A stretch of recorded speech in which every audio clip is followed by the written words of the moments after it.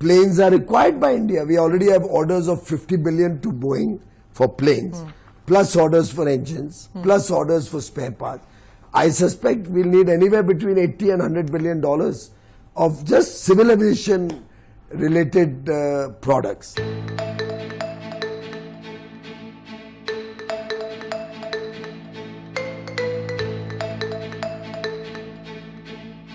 भारत और अमेरिका के बीच अंतरिम ट्रेड डील अपने ऐलान के बाद से ही लगातार चर्चा में बनी हुई है, जहां इस डील को लेकर ढेर सारा कंफ्यूजन है कि किसको ज़्यादा फ़ायदा हुआ, भारत को या अमेरिका को। लेकिन इन सवालों के बीच एक ऐसा भी सेक्टर है जो इस डील के बाद से बम्पर उछाल देखने जा रहा है, और ये है भारत का सिविल एविएशन सेक्टर। ये बात हम नहीं बल्कि आंकड़े कह रहे हैं, और ये आंकड़े साझा किए गए हैं मंत्री पीयूष गोयल द्वारा। दरअसल इस डील पर एक न्यूज़ एजेंसी से बात करते हुए केंद्रीय वाणिज्य मंत्री पीयूष गोयल ने ऐसे आंकड़े रखे हैं जो सीधे सीधे बता देता है कि इस सेक्टर में भारत की ज़रूरतें कितनी बड़ी हैं और कैसे अमेरिका इसको पूरा करने में रोल निभा सकता है। पीयूष गोयल ने साफ कहा है कि भारत को प्लेन चाहिए, वो भी बहुत सारे प्लेन।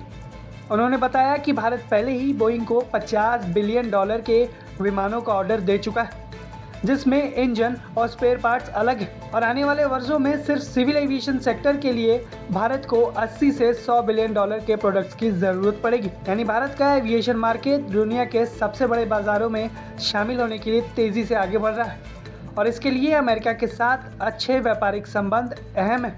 आप खुद देखिए इस मामले पर पीयूष गोयल ने क्या कुछ बताया। Planes are required by India. We already have orders of 50 billion to Boeing for planes. Plus orders for engines, plus orders for spare parts. I suspect we'll need anywhere between 80 and 100 billion dollars of just civil aviation related products. लेकिन क्या इस deal की कहानी सिर्फ plane तक सीमित रह जाएगी? तो ऐसा बिल्कुल नहीं है। मंत्री पीयूष गोयल ने आगे बताया कि भारत बड़े पैमाने पर डेटा सेंटर्स, AI और क्वांटम कंप्यूटिंग इकोनॉमी तैयार कर रहा है। इसके लिए भारी मात्रा में ICT प्रोडक्ट्स चाहिए होंगे। फिलहाल हर साल भारत करीब $300 बिलियन के ICT और टेक प्रोडक्ट्स दुनिया से इंपोर्ट करता है, लेकिन अगले 5 साल में ये आंकड़ा $2 ट्रिलियन तक पहुंच सकता है, और यहीं होती है अमेरिका की एंट्री। देखिए इस मामले पर पीयूष गोयल ने क्या बताया। We estimate that the requirements that we have for import of certain items where the United States has the ability to sell to us. Things like crude oil, LNG, LPG, airplanes, their engines, their spare parts, coking coal. You know, we have 140 million ton steel capacity. We're going to increase that to 300 million tons. Our current coking coal requirement for steel is already $17 billion. That will become probably $30 billion.